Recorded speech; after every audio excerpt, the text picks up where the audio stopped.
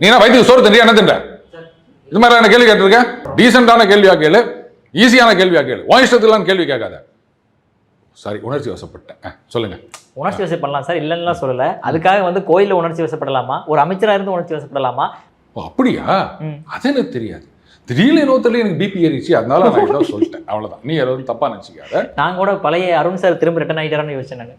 ஏன்னா என்ன அந்த பழைய பன்னீர்செல்வமா, டிஎஸ்பி பன்னீர்செல்வம் மறுபடியும் ஒன்று யூனிஃபார்ம்ல பார்க்குறேன்.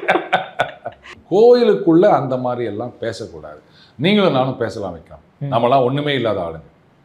அவர் வந்து மாண்புமிகு அமைச்சர். அந்த மாண்பை காப்பாற்ற வேண்டும். உணர்ச்சி வசப்படுவது நம்மள மாதிரி ஆளுக்கு சரி.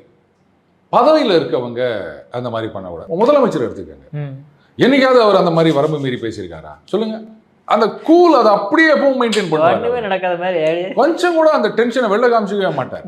இத்தனைக்கும் சொல்வார், ராத்திரியில வந்து தூக்கம் வரதுல யாரு என்ன பிரச்சனை பண்ண போறீங்களோ அப்போ கூட வந்து டென்ஷன் ஆக மாட்டார்.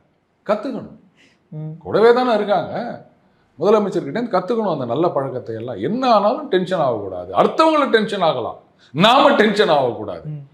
அது சரியில்லை விக்ரம்.